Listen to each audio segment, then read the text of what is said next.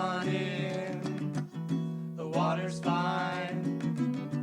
Get sucked in by the Triptide.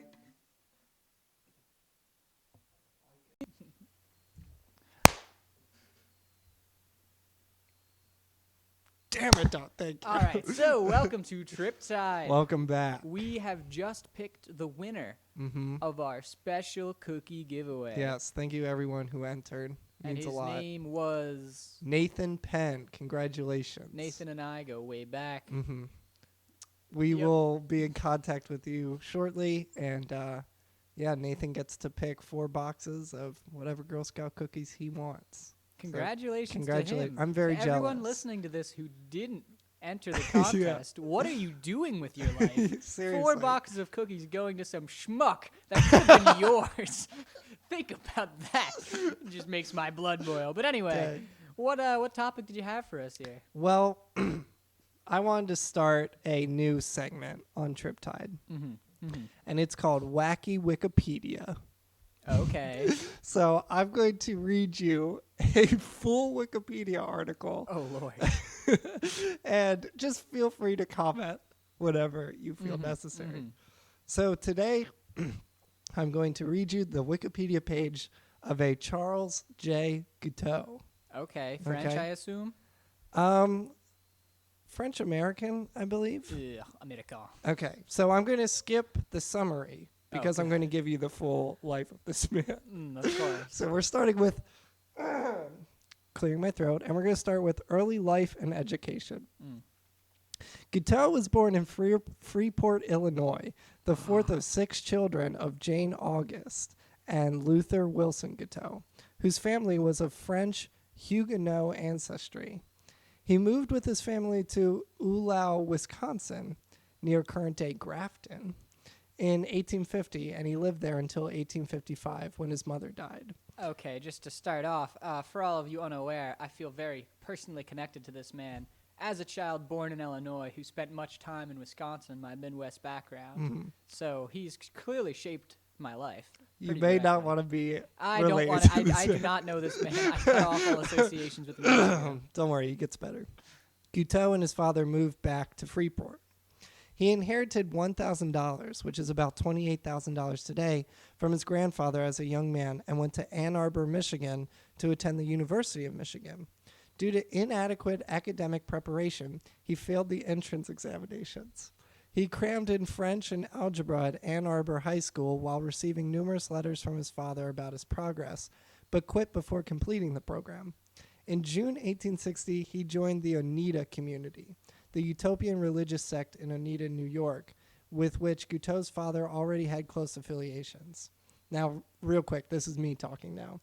The Oneida community. You remember in the mid-1800s, they were trying to form all these utopian societies? I do. You learn about it if you take AP US history.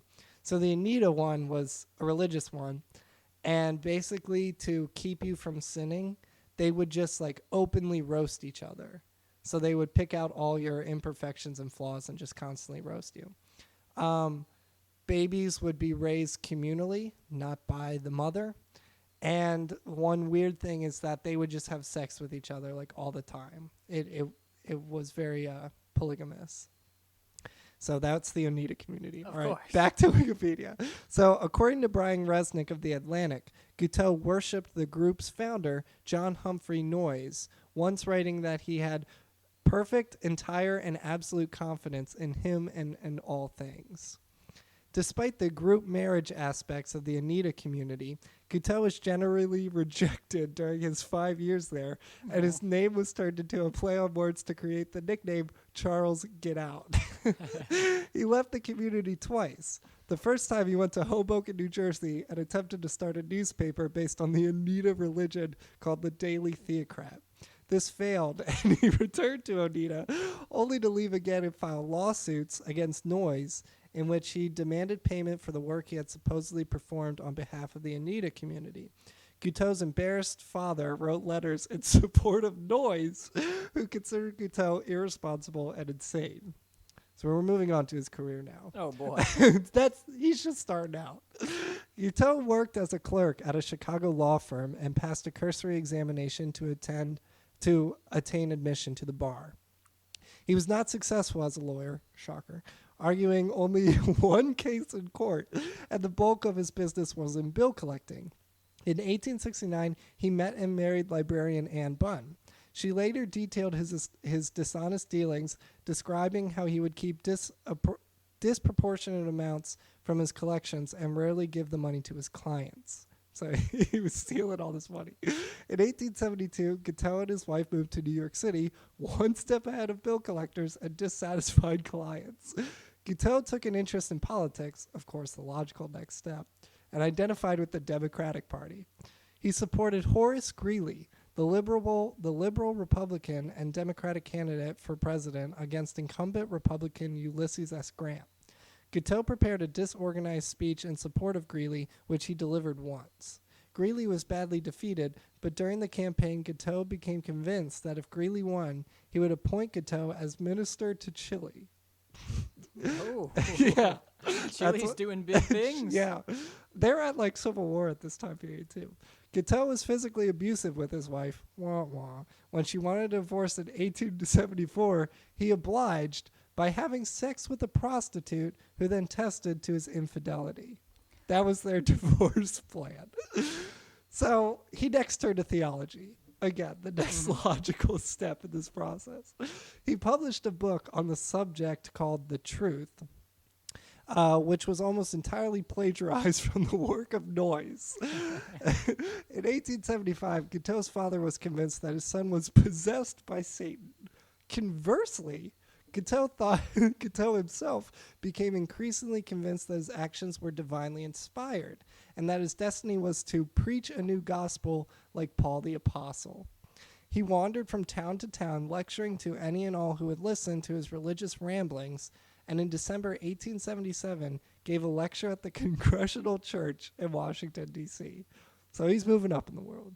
Guiteau spent the first half of 1880 in Boston, which he left owing money and under suspicion of theft.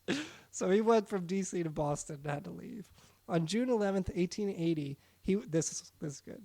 He was a passenger on the SS Stonington when it collided with the SS Narragansett, another ship, at night in heavy fog near the mouth of the Connecticut River. The Stonington was able to return to port, but the other ship burned to the waterline and sank with significant loss of life. Although none of his fellow passengers on the Stonington were injured, the incident left Guiteau believing that he had been spared for a higher purpose. Guiteau's interest then turned again to politics. During the 1880 presidential campaign, the Republican Party was largely split into factions. The stalwarts, led by Roscoe Conkling, who supported Ulysses S. Grant for a third term, and the half-breeds, who supported James G. Blaine. Guiteau decided to support the stalwarts and wrote a speech in support of Ulysses S. Grant called Grant Against Hancock, which he revised to Garfield Against Hancock after Garfield, who was not affiliated with either faction, won the Republican nomination. Ultimately, Guiteau changed little more than the title and any mention of Grant in the speech himself. So he just crossed out Grant everywhere. The speech was delivered at most twice, and printed copies were passed out to members of the Republican National Committee at their summer 1880 meeting in New York. But Guiteau believed himself to be largely responsible for Garfield's victory over Democrat Winfield Scott Hancock that November. He insisted that he should be awarded a consulship for his supposedly vital assistance, first asking for Vienna, then deciding that he would rather have one in Paris. He's trying to be an ambassador, apparently. I'll take that. I'll settle. So we went from Chile to Vienna to France. So Guiteau's personal request to Garfield and his cabinet, as one of the many job seekers who lined up every day to see them in person, were continually rejected, as were his numerous letters. By the early days of Garfield's administration, which commenced in March 1881, Guiteau was living in Washington, D.C., destitute and forced to sneak from rooming house to rooming house without paying for his lodging and meals, and to walk around the cold, snowy city in a threadbare suit without a coat, hats, or boots. He spent his days in hotel lobbies reading discarded newspapers to keep track of the schedules of Garfield and his cabinet, and making use of the hotel's complimentary stationery to write them letters pressing his claim for the consulship. In the spring, he was still in Washington, and on May 14th, 1881, he once more encountered Secretary of State James G. Blaine in person and inquired about the consular appointment. And an exasperated Blaine finally snapped and said, "Never speak to me again on the Paris consulship as long as you live." So he has a lot of friends. Doing well in Yeah. politics. So now we're moving to the assassination of Andrew Garfield. Oh, no. So Guiteau considered himself a loyal Republican and a stalwart, and his narcissistic personality convinced him that his work for the party was critical to Garfield's election to the presidency. Again, he read a speech twice. Later convinced that Garfield was going to destroy the Republican Party by scraping the patronage system, and distraught after his final encounter with Blaine, he decided the only solution was to remove Garfield and elevate Vice President Chester A. Arthur, an acolyte of Senator Roscoe Conkling, the stalwart leader who managed Grant's 1880 campaign, and was not on friendly terms with Garfield. Guiteau conceded that the president would be too strong to kill with a knife. This is a quote. "Garfield would have crushed the life out of me with a single blow of his fist," he said. He settled on a pistol after contemplating what he would use. Guiteau felt that God told him to kill the president. He felt that such an act would be a removal as opposed to an assassination. He felt that Garfield needed to be killed to rid the Republican Party of Blaine's influence. Borrowing $15 from George Maynard, a relative by marriage, Guiteau set out to purchase a revolver. He knew little about firearms, but believed he would need a large caliber gun. While shopping at O'Mara's store in Washington, he had to choose between a .44-2 Webley caliber British Bulldog revolver with wooden grips or one with ivory grips. Which one do you think he chose? I think he picked ivory. Okay. He preferred the one with the ivory handle because he thought it would look better as a museum exhibit after the assassination. Classy. Yeah. This guy's shooting high. Though he could not afford the extra dollar for the ivory grips, the store owner dropped the price for him. He was a nice guy. He spent the next few weeks in target practice, and the recoil from the revolver almost knocked him over the first time he fired it. Guiteau's pistol was recovered after the assassination and even photographed by the Smithsonian in the early 20th century, but it has since then been lost. So that kind of failed. On one occasion, Guiteau trailed Garfield to the railway station as the president was seeing his wife off to a beach resort in Long Branch, New Jersey.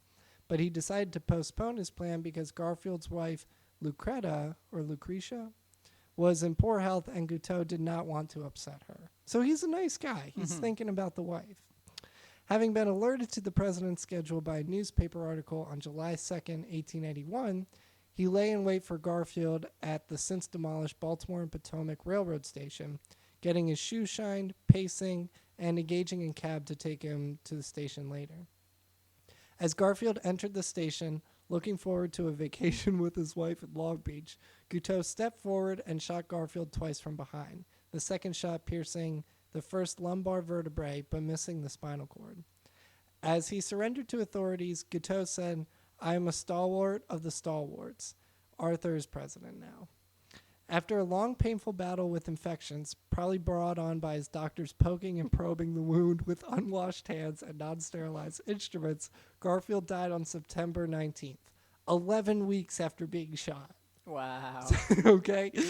Most modern physicians familiar with the case state that Garfield would have easily recovered from his wounds with sterile medical care, which was common in the United States a decade later, while Candace Millard argues that Garfield would have survived Guiteau's bullet would doctors have simply left him alone. I don't know who this Candace Millard is, Kat, but I guess she's important. However, Garfield's biographer, Alan Peskin, stated that medical malpractice did not contribute to Garfield's death. The inevitable infection and blood poisoning that would ensue from a deep bullet wound resulted in damage to multiple organs and spinal bone fragmentation. Trial and execution. Once Garfield died, the government officially charged Guiteau with murder. So he was just chilling in the county jail for like 11 weeks.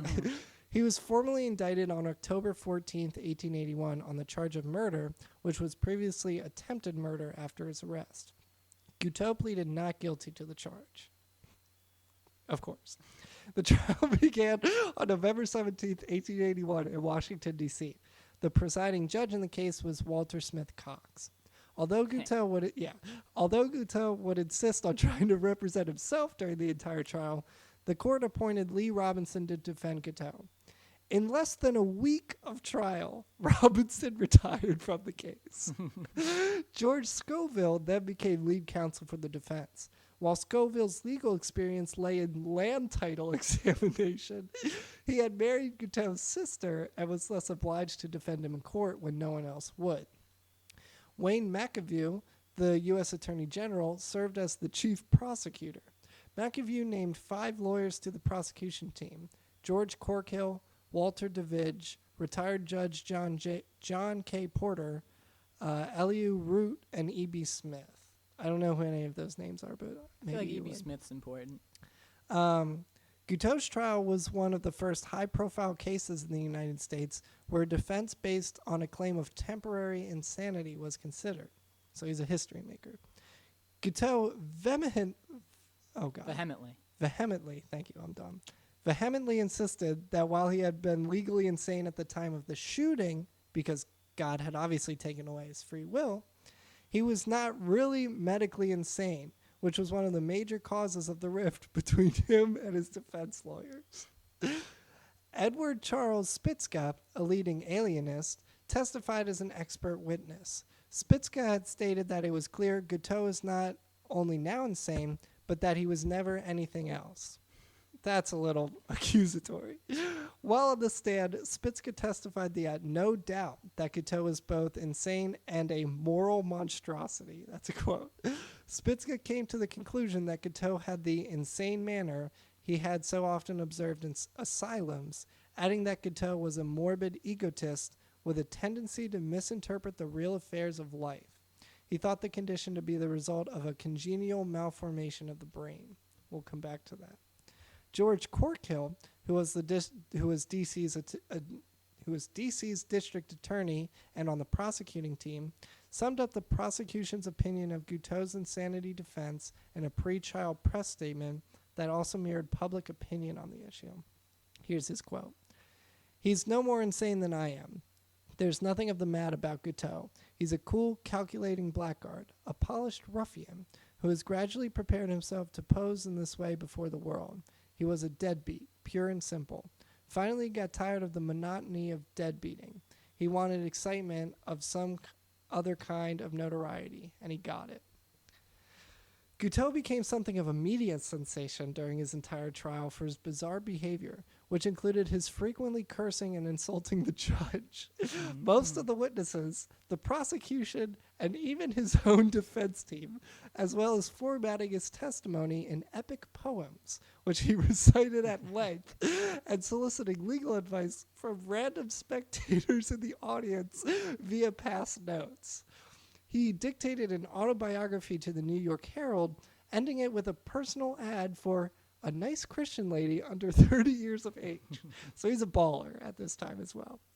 He was oblivious to the American public's hatred of him, even after he was almost assassinated twice himself.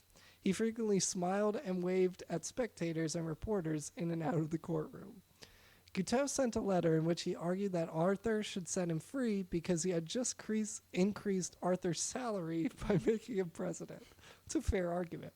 At one point, Guiteau argued before Cox that Garfield was killed not by the bullets but by medical malpractice. He said, "The doctors killed Garfield. I just shot him." Again, really just a solid case through and through. Throughout the trial and up until his execution, Guiteau was housed at St. Elizabeth's Hospital in the southeastern quadrant of Washington, D.C.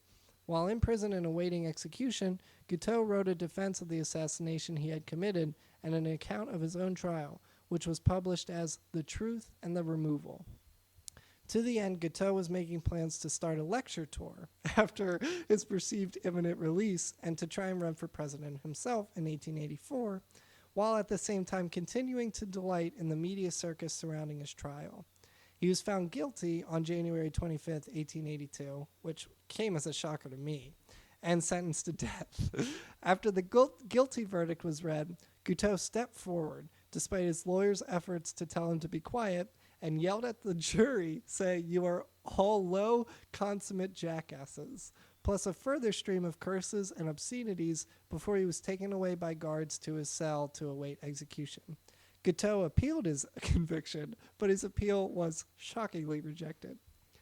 29 days before its execution, Guiteau composed a lengthy poem asserting that God had commanded him to kill Garfield to prevent Secretary James G. Blaine's scheming to war with Chile and Peru.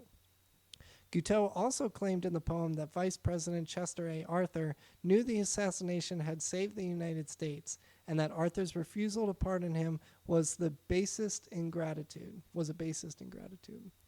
Guiteau also incorrectly presumed that now President Arthur would pressure the Supreme Court into hearing his court appeal. He was hanged on June 30th, 1882 in the District of Columbia, just 2 days before the first anniversary of the shooting. He remains the presidential assassin to survive his victim the longest by far. This was my favorite part when I first heard this story. While being led to his execution, Guiteau was said to have continued to smile and wave at spectators and reporters. He notoriously danced his way to the gallows and shook hands with his executioner. On the scaffold, as a last request, he recited a poem called "I Am Going to the Lordy," which he had written during his incarceration. He had originally requested an orchestra to play as he sang his poem, but his request was denied. I don't know if this goes into it, but when he recited this poem is from, of course, the point of view of a child. And he did the entire thing in a falsetto voice, in a chant. So that was "I'm Going to the Lordy." As per request with the executioner, Guiteau signaled that he was ready to die by dropping the paper. After he finished reading his poem, a black hood was placed over the smiling Guiteau's head, and moments later the gallows trapdoor was sprung, the rope breaking his neck instantly with the fall. Guiteau's body was not returned to his family, as they were unable to afford a private funeral, but was instead autopsied and buried in the corner of the jail yard. Upon his autopsy, it was discovered that Guiteau had the condition known as phimosis, an inability to retract the foreskin, which at the time was thought to have caused the insanity that led him to assassinate Garfield. With tiny pieces of the hanging rope already being sold as souvenirs to a fascinated public, rumors immediately began to swirl that jail guards planned to dig up Guiteau's corpse to meet demands of this burgeoning new market. Fearing scandal, the decision was made to disinter the corpse.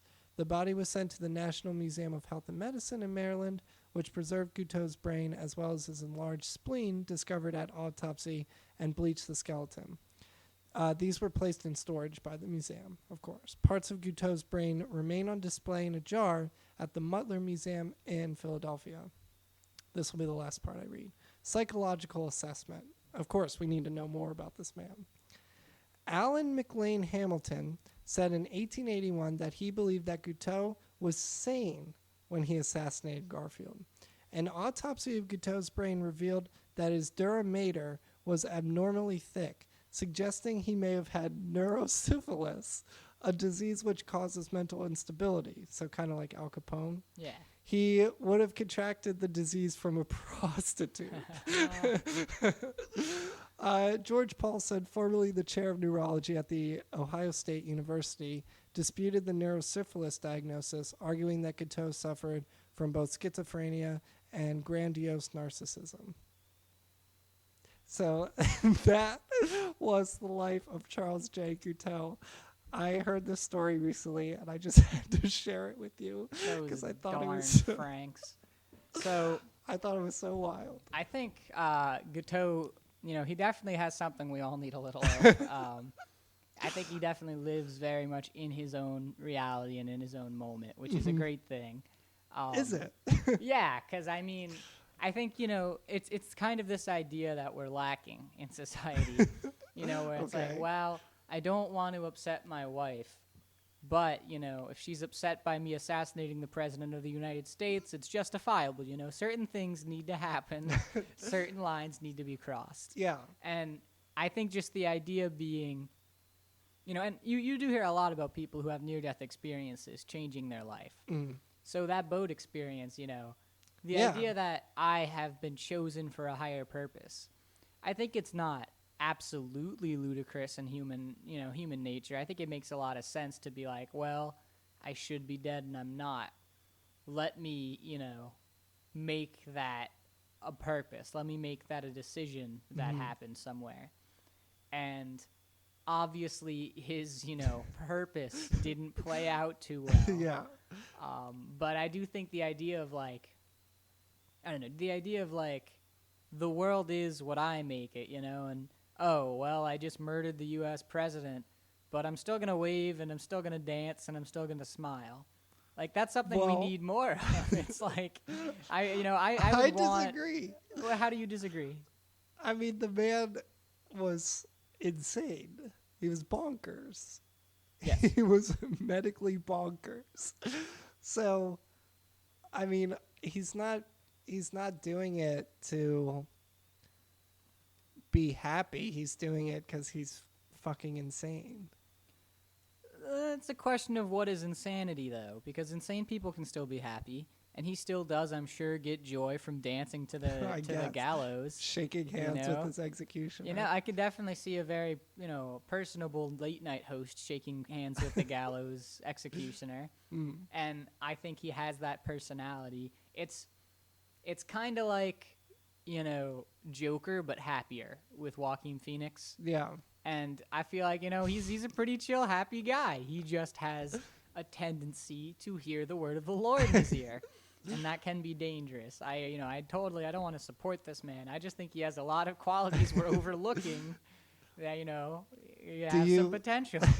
You touched on, his divine experience with the boats. Do you think more people have to have these kind of near-death experiences? Do you think that would be a positive on society? So what I think is it's less that the near-death experience is the factor. It's this idea of mental awakening to your relevance in the world or lack of relevance. Whatever it is that shakes you into, a higher plane of thought where you're just kind of like, man, all this shit's going on at the same time, and I can do anything I want, and there's no reason not to, really. Obviously there's social and, environmental standards and norms, and being able to adhere and understand those is part of sanity. So when you lose sanity, you lose the ability to see why you shouldn't assassinate the president and why you were not the reason he got elected. Those things sort of fall apart. But if, you have the sanity to adhere to social norms, you can just do anything you want, and it's still like, well, this is something that I shouldn't do. I won't do it. That leaves most activity, most things you want to do, for sane people, I imagine, aren't that upsetting to the general public. Yeah. I feel like people just have these very personal and social restraints that aren't relevant. The same thing in middle school and the first time you have a crush and it's like, well, I could never talk to her, Your brain's still developing risk reward. And some people never grow out of that. Some people never grow out of that concept of this is such a large impact on my life that I'd just rather not interact with it at all. Yeah. I have no doubt, was it Godot? Mm-hmm. Godot would have talked to his crush without a second thought about it. Godot would have confidently gone up and asked for her number. And it's because he had this personal reality he was living in. Well, he had to propose the idea to his wife. He was like, hey, I want a divorce. You want a divorce. But we can't just get a divorce. It's the 1800s. So I'm going to fuck a prostitute. Now, hear me out. I'm going to fuck a prostitute, and then we'll have her argue in court, and then we'll be able to get a divorce. To say that this man didn't have confidence, I think is a tragedy. Exactly. The man has enough confidence to go around. I think Yes. that's the moral. The wrong kind of confidence, arguably. I think the confidence is right. The, neurological disorder is not. But, it reminds me, I'm reading the Bible right now. Nice. And it's going to take a while. That's a classic. A classic. Really. Chapter 38 of Genesis. Okay. So you're right at the beginning. I'm deep in Genesis. Balls Okay. deep in Genesis. Okay. And there's some interesting concepts. Two things I've noticed. One is kind of just so far, be fruitful and multiply. A lot of Christians have this concept of we should have a lot of kids. And obviously the New Testament is essentially Catholicism and Christianity. And the Old Testament they kind of have overlooked and thrown away because it doesn't exactly Well, adhere. they've thrown away the parts that don't agree with their story. Yeah, they've thrown away the idea Because- that they would have any real connection to the Old Testament. Because in church, the first reading is from the Old Testament. yeah, But they're it's- cherry picking their yeah, favorites. I feel like it's pretty much just like Jesus picked these chapters of the Old Testament for us is the idea. They don't care about the Old Testament sanctity as a whole. And one of the things they picked from the Old Testament is be fruitful and multiply. Yes. And when God says this, the men he says it to have multiple wives and have sex with their wives' maids and like servants. Mm-hmm. And their brother's wives after their brother dies. Like there's a lot of sex going on and a lot of multiplication. None of it is is it monogamy? Yeah. Yeah, monogamous marriage. Yeah. That concept doesn't exist. No. And it seems like the It Christian doesn't. value It like of- rarely exists in nature as a whole. There's True. only few species of other than humans that practice having one wife. Yeah, monogamy. Yeah. And it's not that I'm against monogamy. I just think it's interesting. Christianity's based on this monogamy, often between a man and a woman, historically. Well, but Mormonism is Okay, Christian. well, Old-fashioned Traditional Mormonism. Christianity is very and modern outside of certain sects are very often based on monogamy. Mm-hmm. And it's still well, be fruitful and multiply. You should have a lot of kids. Mm-hmm. Which is weird that they use that And sentiment. a lot of people still follow this. Yeah, and especially it's God, the sentiment he was giving pretty directly is linked with polygamy. And not even just polygamy, like sex with servants and your wives' servants. So it's God is a baller in the Old Testament. I wouldn't quite say a baller, because we're going to get to chapter 38. And, I mean, he's just fried people left and right. He was like, shit, it's Tuesday. I'm going to flood the whole fucking planet today and have this motherfucker build a boat. get 2 of every animal. Yeah. Watch him do this one. That's baller status. It is baller That's pimp status. But it's interesting they pick and choose the ideas that they take with them. It's why would that idea have not died? And looking into 38, you see the idea of no birth control is a very Christian ideal in I don't know what sects of Christianity. Obviously, there's a bunch of branches. I know most personally Roman Catholicism, but just the idea that the more religiously attached people are, the more they may be drawn to a very Christian or Catholic idea of no birth control. And the first time I've seen any mention of it in the Bible is in this chapter. So let me give you a breakdown of the chapter. This man is, he has a wife, Tamar. Okay. So first off, Judah and his brothers, their younger brother was having visions through his dreams that he would be a king. Wait, is Judah one of the 12? No, not Judas. No, not the apostles, but they had the tribes. Weren't there a certain number of tribes? I just know Judah's super important. Okay. And there's, I think it might be Joseph. There's a guy who gets sold into Egyptian slavery who ends up becoming very powerful. Sure. So there's a great movie about that. We're in a sect off that story that just talks about Judah's life after he threw his brother into a hole and sold him off into Egyptian slavery. I know this story. Yeah, so Judah's son is married to Tamar. Mm-hmm. And God, Judah's son upsets he upsets God, so God kills him. Cool. He just upsets God. Pretty straightforward. Don't upset God. Yeah. He just might kill you. Yeah, Old Testament God. There's this concept of murder, and it's all right, second son, I can't remember, Onisis or something, some weird name. Okay. It's you need to have sex with your brother's wife, your brother's widow, now that he's dead, to fulfill your duty as stepbrother, right? So there's this, what Solid. are you doing, stepbro, is introduced into biblical canon. And the brother's like, wow, these kids aren't really going to be attributed to me. They would be my brother's lineage is the idea. And he's like, That's no bueno. Yeah, he doesn't like it, and he's having sex with his brother's wife. He doesn't feel too comfortable with it. So he's like, I'll just pull out, basically. And I know. The Lord is like, he has wasted his seed, and the Lord kills him. So Damn. the Lord straight up just kills 2 people, and that's fine. But pulling out isn't. Now, the story doesn't end. Oh, thank Judah's goodness. like, hey, Tamar, wait for my 3rd son to grow up. And, when they're an adult, you two can get married. You can do your thing. Do we know how old Tamar is? No, we know people live to 140 years or something Okay. about this point in the Bible. Of course. But it never says when they started having sex. I'd assume it's around their first period based on just timelines and tribal stuff is when they Okay. become sexual. But he's like, you wait, my son will grow up and you'll marry. So he goes away. His wife dies, right? Judah's wife dies. And he comes back to this town where Tamar is. So she puts on a veil and dresses up as a harlot. Judah sees her and he's like, hey, if I give you a kid, a goat child, he's like, if I give you a kid, you should have sex with me. Wait, can you clarify the goat child? A kid is a word for a goat child. Oh, like okay. A young I did not goat. know this. Yeah, a kid just means a young goat. So if you give me a kid, or if I give you a kid, you have sex with me. And Tamara's like, sure, that's fine.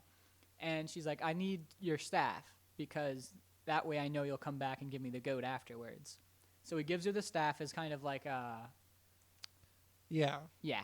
And they have sex, right? Cool. He leaves, he comes back, and he's like, hey, where's the town prostitute? And the guy's like, oh, we don't have a town prostitute. Ooh. And Judah's just like, whatever. He goes home, he takes the goat. So 3 months later, Tamar is pregnant. Judah finds out she was the harlot, I guess. I think that's the word, harlot. But Yeah. essentially prostitute. Sure.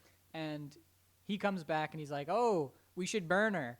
And she's like, look, man. What a plot. She's Yeah. pregnant, and he says that? He's like, we should Damn. burn her for I guess lying and manipulation. two and for one We should deal. burn my stepdaughter because I hired her as a prostitute without knowing it was her. So since he didn't know it was her, he was mad. But then he's like, you know what? I never sent my 3rd son to marry you, so I'm more at blame than you are. We'll call it even. And then he never has relations with her, and she has twins. So the Damn. idea of this whole story is prostitution's going on, and it's fine. We have double murder, double homicide from God, and we have the idea that, well, she lied to me as a prostitute, that she's actually my stepdaughter, so we should burn her, which is, very accepted. It doesn't happen, but it's the common reaction for Judah to have. And he's like, all right, well, no, he basically just leaves, and he's like, or no relations further. And she has twins to supposedly raise alone at this point. And all of that is Interesting. very, okay, but pulling out isn't. Pulling out, Yeah, that you die. crosses the line. You It will is die. a lethal punishment for Yeah. wasting your seed.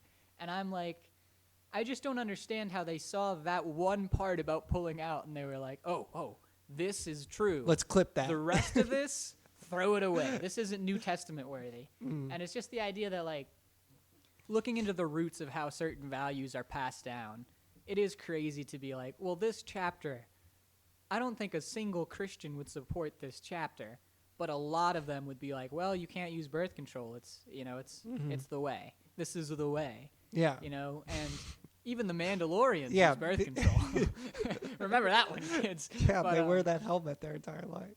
Honestly, it's a pretty strong control, but I feel like it's just weird seeing a concept grow out of something so, convoluted. Delusional. Yeah, something quite delusional. And I know there are people who do follow the Old Testament, but the Old Testament's not a good book so far. It's a pretty, it's You have a long way to go.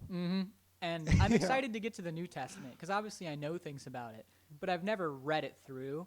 I feel like I know a lot of Old Testament stories, and I'm expecting a lot of stuff that it's like, this is just immoral nonsense written by, primitive, devolved humans. Yeah. The New Testament, there's a lot of people who are like, well, this is why religion's good now. So I am curious to see, if at some point Jesus is like, well, of course you can murder people, the typical God actions, or if he is really this figure that Hollywood Jesus is. Everyone kind of knows Jesus, but I doubt really anyone has read the New Testament in its entirety. Yeah. So I kind of want to figure out where that line is between Hollywood Jesus and biblical Jesus. Even the New Testament is, like cherry-picked as well.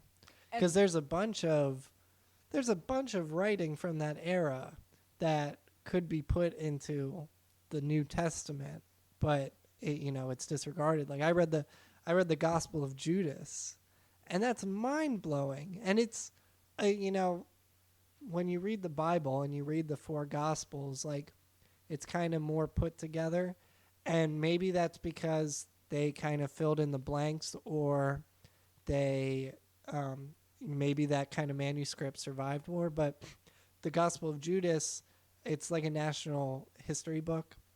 So it's like it'll tell a story, but then it'll be like there's no ending because it's like this part of the manuscript wasn't found or something. But anyway, like there's the Gospel of Judas, there's the Gospel of Mary Magdalene, like fully discovered things that just aren't canon. It's like the Star Wars universe. They kind of pick and choose what they want to be canon. They were like 7, 8, and 9 didn't work out. We're not canon, and I agree with that. And the thing is, I kind of agree with the church on this one too. Oh snap! But I disagree with the fact they're not doing it more. I feel like what they did is they were like, all right, we're gonna cultivate a book of what parts of this we feel are true. We're going to have a little council and decide if, how the Holy Trinity works. And be like, this is what God believes because we believe it. And, they make some errors in their whole... I think the biggest error of, like, biblical rhetoric is the idea that God is directly inspiring it more than he's directly inspiring Harry Potter, It's like, if God is love in the universe and inside all of us, then yes, he inspired the Bible, but he also inspired the same people who wrote everything. Yeah. So I think what's interesting is, like, you see the dilution of biblical stories into the New Testament. And I like it a lot because I think my main issue with the church is that when something like, well, what if gay people had rights comes up, they have a really hard time changing. They're capable of it, but they need the world to pressure them into it because it's like, well, we can't change the divine inspiration of God until people already think God believes, gay people should be able to get married. Yeah. So it's this concept of like, we need the world to fully believe something before God can believe it. Yeah, it's almost like society is dictating what God thinks. But it's the idea of like, I don't understand why the church, and the church must recognize, like, the Bible is essentially a story. And it reminds me of Greek epics. And you'll look at, like, Greek epics will be like, oh, this is a shield. And then it goes off into a little segment about how that shield was gathered or how a god gave it to somebody who passed it down in a whole lineage. The Bible does a ton of lineage stuff, and a ton of world building in the Old Testament. There's a story about why Israelites don't eat a certain hip bone. The whole story is just an angel appears and wrestles this guy. And then he's like... Which angel? I don't know. It's just some angel. And it's only an angel because it's clarified it's an angel, but it's described as like a guy comes up and starts wrestling Esau's brother. I want to say it's Jacob. And he like attacks him at the hip because he's losing. And then he's like, wow, you beat me in wrestling. You are now known as Israel. And it just goes into this whole side story about like Israelite culture. Mm-hmm. So you can clearly see the development of biblical structure and story. And I don't think anyone in Christianity is like, the Old Testament is flawless. I think it's gotten to a point where everyone's recognized the Old Testament has logical, moral, and, scientific flaws. It's flawed in several ways. Yeah. The idea is that it still has value. And a lot of people think, well, the value inspires... Yeah. The idea is, either the value inspires the New Testament as our history where we came from, or it inspires naturally, inherently as something we should know. The problem is, it's this understanding of, if the Old Testament is flawed, and the New Testament could very much have flaw, why is it not constantly being edited? Why is the New Testament where they stopped? I feel like they could revise the Bible as a church and take the best stories, remove the worst ones. And even like the Catholic Bible could have the Old Testament in it, but not have the stories that are just awful. Not have the stories of Job where God just decides to mess with somebody because he gets into a bet with Satan. Well, King James tried this. That's why there's the King James version of the Bible. Is it just like nitpicked to be a Yes. better Bible? That's exact. He was just reading the Bible and was like, I don't really fuck with this story, and just made his own edit And of the Bible. I see, like, I do respect that a lot. I guess what I just wish is on a larger scale, like the Pope being involved. It was a canon decision council, like what they used to do. They were like, the Holy Trinity makes no sense. Let's sit down and figure it out. They would do stuff like that now. They'd be like, here's how we make this church the best it can be, rather than our church is good enough to not change, so we're going to teach it as, infallible Word of God. Mm-hmm. And it's like the Word of God changes based on society and based on the spirit of the law versus the Word, and they have excuses for it. But if they doubled down on that and just kept revising Catholic principle, I think it could genuinely be one of the most inspiring, like, good entities in the world. Because it would just be, all right, this value doesn't coincide with something that's truly best for humans. If you were to argue from a moral standpoint of this is God and this is Jesus, neither of them would really need this to be a rule. So let's throw it out. Or this is a good story that follows the same pattern, let's throw it in. And they kept, makeshifting the Bible in new editions and revising what they teach at church. And I think it would be hard to keep it at the unity and the following they have. But I think that's part of the issue. You need to be willing to change things before the world forces you to. So that way you can truly be inspiring the good, not following it. I'd like to have this conversation with you once you get to the four Gospels specifically, and even Acts, because I think you're going to find a lot of what you're looking for in this, like, better put together, like just kind of a more story driven and positive lessons. And I think you're going to find more of like, that. I'm not directly opposed to, like, the idea of the benefits of the Bible.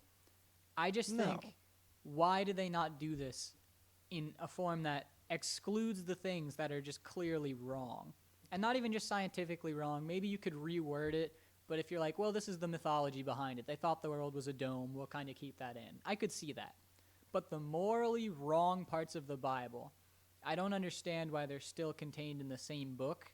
Mm-hmm. It's like, either it's God's word sometimes, and it's flawed, but it's just because God directly gave us all of these rules and expected us to figure out that these ones were fake. Yeah. Or it's susceptible to change, and we can actually revolutionize this to bring people together.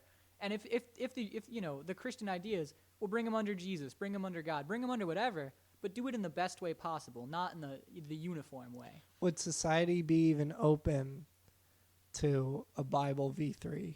That's the thing. I think if society is not open to it, then that's the issue. The issue is that we shouldn't be expecting the Bible from people thousands of years ago to still hold up in today's standards. We should be expecting it to fail, so we have to reinvent it. Yeah. That way we're still like, and it's like, you could argue, well, God's word doesn't change, but it does. If you look at human nature, we were like, what if we had slaves for all of time? And now that we're like, well, slavery is bad, think of all the slavery in the Bible that's just accepted. Yeah. It's like, to remove that would be serious work, but it's work that should be done. It's work that should reflect modern society, and it's not trying to change the past to me, because they're still teaching the Bible as the Word of God. It's still like, this book is the Word of God, but we just disagree with more than half of it. It's like, that's the part that really gets to me. I think they have a lot of positivity in the Bible, but it's hard when it's like, this is all-inclusive of truths, and it has several falsities. It doesn't make sense that way. My biggest issue with church, Mass specifically, was that you don't read the Bible. That book that you find in the pews is just cherry-picked stories. So as a Catholic, as a Catholic specifically, but even Christians, they're not expecting you to read the Bible because they know what's in the Bible. They know you're going to find these falsities. So unless you're doing Bible study, and even the few Bible studies that I went to as a kid was still shit that I would hear in mass. Like I wasn't hearing the story of Judah. I wasn't hearing about somebody pulling out and getting smited. I was hearing all the shit I'd hear in church regardless. So that was my biggest pet peeve was you go to church and they're like, this is our holy book. This book is awesome. And then the book in front of you in the pew is not the Bible. It's a mass produced, with stupid songs and cherry pick stories. And what infuriates me is they would rather hide the Bible than reinvent it. Yes. They would rather be like, don't look at the core system, the core book that holds our entire religion together. Just listen to what we think Exactly. and assume the book is the same thing. Mm-hmm. And it's not. And what's hard is, even as my current, state, I do think there's something to be learned from reading the Bible, and I do think there's a lot of relevance not only to the world but to personal life. Any holy book. I mean, you can find wisdom from any holy book, not just the Bible. And it's like, why are we not giving kids these holy books? It's because there's all these things we don't want them to know and we don't want them to question. But it's like, then reinvent it so that way you can give your child the Bible and be like, they're learning something that will affect their entire life and make them an amazing person. Mm-hmm. We can't do that with the Bible now because it's like, well, don't start at Old Testament and also don't read these parts of New Testament and read this, this, and this, That's what church is. It's breaking it down in a way that is tolerable. What's confusing to me is that you are essentially cherry-picking stories. I'm cherry-picking stories because I don't think, and maybe I have to read the King James Bible, but I don't think there is a Bible that's like, here's our religion, but the parts that we actually teach and care about. So you're not trying to get rid of the Bible as it currently stands. No, I'm trying to make like a new version, basically. So I think this is probably out there, and it's obviously not done by the church, but I'm sure there's a Christian book publisher that has done the children's Bible, that has done Bible stories for love, that has done, just and Ryan titles Purnell like has this. the Action Bible, which looks like a comic book Bible, which is awesome. That's kind of sick. I think to me it's just, it's the idea Is that Jesus a Ninja Turtle? I don't think he is, but I think he could be. He could be. To me, it's like the idea of, and that's another topic, like, we should Jesus make Jesus being a in, Ninja like, Turtle. TV shows. Like, that'd be pretty cool. Well, they did. I mean, there's that huge play that's going on right now. Oh, Jesus Christ Superstar? Yeah. Yeah, and, I think more of just, like, a common media figure as Jesus would be cool. Like, when he shows up in Rick and Morty, it's like, that was hysterical because they did it well. Would And Jesus like that? Who cares? The idea Okay. is, if Jesus is the good being we think he is, then he would like to be cameoed in TV shows. That's interesting. Have you read Fahrenheit 451? So I'm reading it right now. I finished the first section of it. Okay. This isn't a spoiler or anything, but in that book, oh, hello, kitty cat. In that book, it talks about Jesus being a salesperson. And so in this book, media is a big topic, like in 1984. But in this one specifically, like, Jesus sells products to the people in this world. And that's a big controversy in the book. So I'm interested for you to get there and hear your thoughts on that, because I think if you do bring Jesus into media, it's a slippery slope where you'll have Jesus, it's going to be 9 out of 10 Jesuses recommend Colgate. But they do. Or 9 out of 10 Jesuses recommend odorant, which is today's sponsor. Is your life overflowing with uncontrollable sexual desire? Do women tirelessly swoon over the delicious natural scent of your body? Nothing is more embarrassing than being the best smelling one at the office party. Introducing Odorant, the only stick that brings out your natural stench. Odorant layers your pits in odor-enhancing, non-FDA approved chemical waste. And it's certainly more effective than that stained anime pillow you have in your dorm. Let's hear from Stinky Pete. I'm tired of these bitches on my dick. Well, Stinky Pete, with Odorant, you won't have to worry about a single hoe. Thanks, Odorant. You saved my life. Odorant, because you only smell your best when you smell your worst. Triptide is not responsible for any side effects caused by odorant. Definitely cut that part out. If you do find this, you're gay.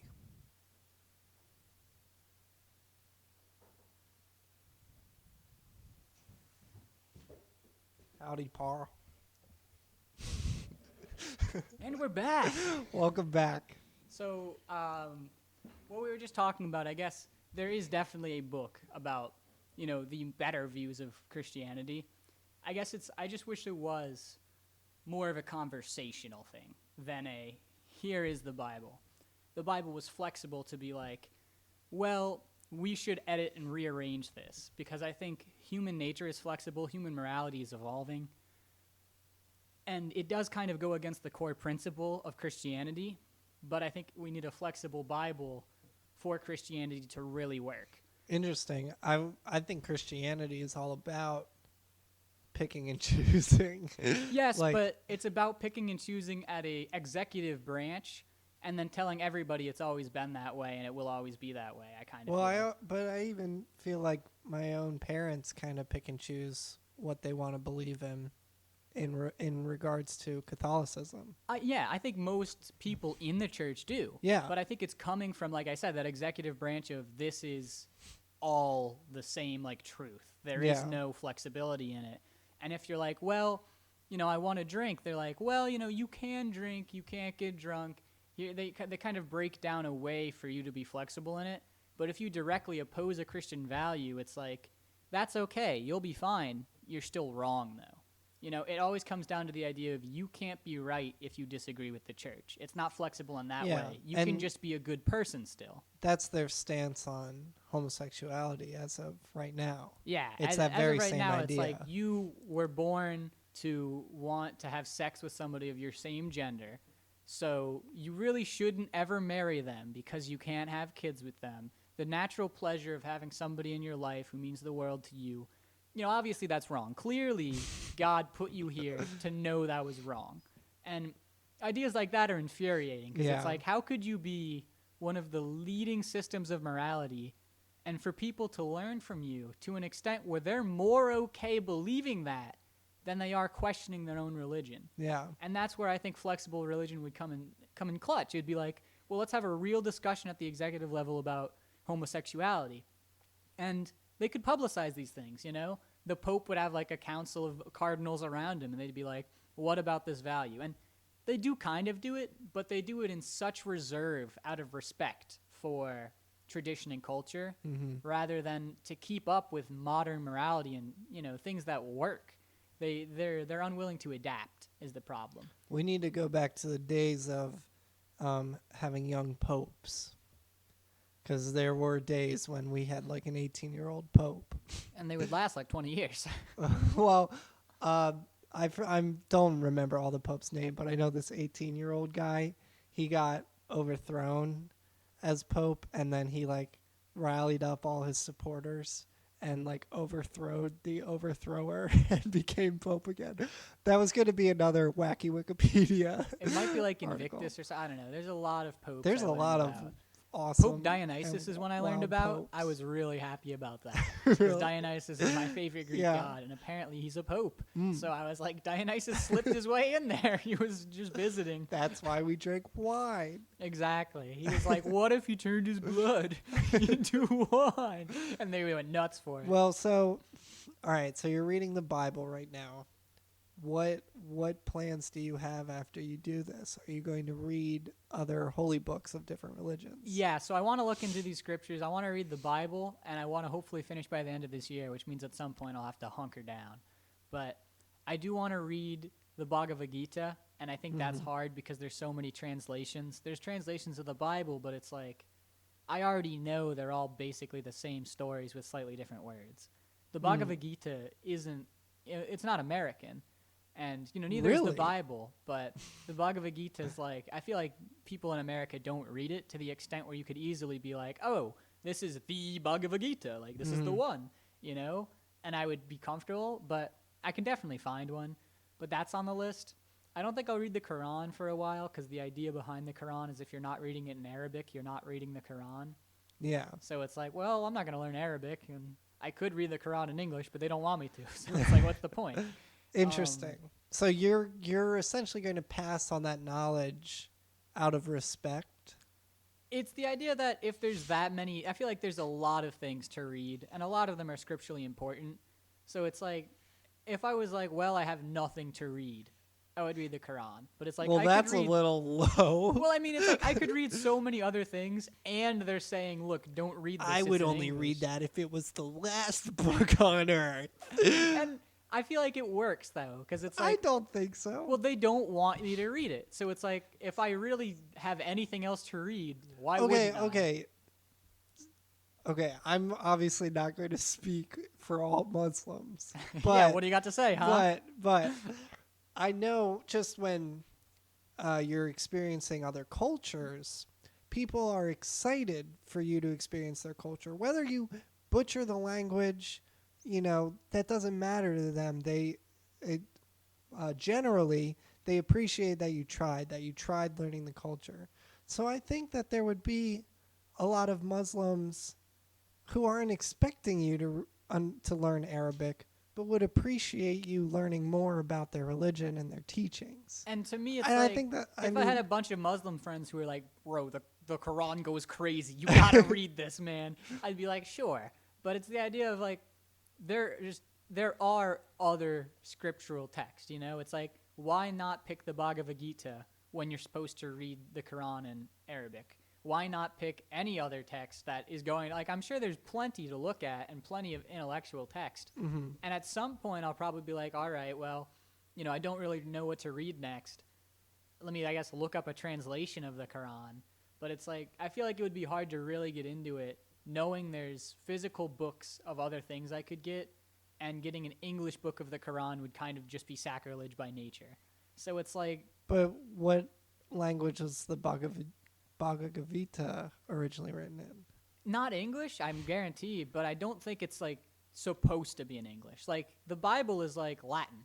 Yeah. And they're like, well, it's fine if it's in English. You can put it in French, who cares? I feel like the Bhagavad Gita, I've never heard anything about them needing it to be in maybe a specific language. I can't even remember what language it is, but I think I do know the name of the language. Is it Indian? Is it from I Indian think it is. origin? And I know Gandhi loved it, and they use Sanskrit, I want to say, but is that's it not Hindi? the language. And I know there's multiple forms of that. Yeah, I think there's even. like some subsect. There's too or many something. languages on this We planet. should all just speak American. But yeah, another thing I was thinking about is the FDA, right? Okay. So break down the FDA for us. So we have the Food and Drug Administration. There you go. Now, this blows my mind. I feel like when I think about it, I'm just like, you got Gordon Ramsay in there. He's like, this is the finest burger I've ever seen. The establishment is clean. It's pure. I don't want him to be the same person who's assessing my drugs. I don't want him to be like, yeah, this Coke seems like it's okay. Why is food and drug use the same administration? Somebody's like, well, it's obviously split. Well, yeah, but it's just the FDA, It's not like the F and the D, and they're both A's. It's the FDA. They put them together. It's like, oh, this guy was traveling with 30 kilos of heroin. We got him at the border. We stopped him. It's like, also, your fryer is not in proper conditions. Wait. The grease could lead to unhealthy food to your customers. Like, they're totally different groups here. No. You are confusing the DEA with the FDA. Okay, so what does the FDA do in terms of drugs, though? Like, if I get they don't stop drug smugglers, but they approve drugs. Yes, and they're approving. They're approving anything that you will eat you will put in your body. So food is just chemical nutrition. And drugs. Well, vitamins can also be chemical nutrition. I guess I feel like the FDA is like, oh, we can't let, weed on the market or something, or we can let weed on the market because of these reasons, and they're looking over it and having a serious discussion, and then they're also like, all right, we need to make sure McDonald's burgers are not 10% horse. Like these rooms should not be going on next to each other. I feel like food and drugs are such different concepts. But I don't want my vitamins to be 10% horse either. But that's not really an issue. I don't want most things to be 10% horse. They don't need an administration. I think I it is think just they like did- why no, why hold would on. they go together? No. Explain. Okay, there is a book. I want to say it's called The Jungle. Yes, I know about this. Yeah. Like, if you've read that, which I haven't, but if you've read that, you'll probably be like, oh, it makes sense that you would want the meat packing industry to be, regulated. I think even Oprah. See, that's not the thing. No. I think even Oprah, 90s Oprah, did investigative journalism, and she went after the meatpacking industry again. And that's kind of how she got the start of her career, because this whole story broke out and they sued her for defamation, even though, she's an investigative reporter. She did everything factual and correct. So to say that the FDA is not important, I think that's false. I'm not saying it's not important. I'm saying why is it the F and the DA? I'm saying obviously if you read The Jungle, the conditions were horrific and people were like, Santa doesn't exist. So they reformed it. They were like, food needs to be this way. But why did they say, and also this is the quantity of this substance that should be in your vitamins? It's like, what? Why is this group being like, we need to make sure there's not cockroaches in your hamburger, and also here's how you put the proper amount of acetaminophen in NyQuil? Like, I feel like those are two different employments that are in the same agency. Okay, I mean, so you just want to see a FA and a DA? Yes, I just don't want to see. You want to see FADA? Yeah, the food and I guess the Food Administration. The Food and Drug Administration. The FADA. The Food and also drugs are different administration. The FADA. I just feel like there shouldn't be a conjoined thing there. Wow, and it's bothered you this much. I've been holding on to it for years, and yeah. Well, we're at an hour. So what would you like to do? You give me something Sean likes. I'll figure out which song to recommend. And next week, we are hoping to have watched Endgame together. Yes. So I can tear it apart. Yeah, 'cause we're I gonna hate do a movie so cast. much about that movie, despite loving it. Expect more wacky Wikipedias. I have a list that I've created. I guess the song I'm rocking out to right now is Teenagers from Outer Space by the Meteors. I want to say it was written in the 60s, and it's just, some classic rock, and I really like the song. And your song of the week is Good Old Desk by Harry Nilsson. Okay, I'm not going to ask any questions. No questions needed. So all of you cats out there, make sure to get groovy and stay out of that sandbox at 100-degree weather.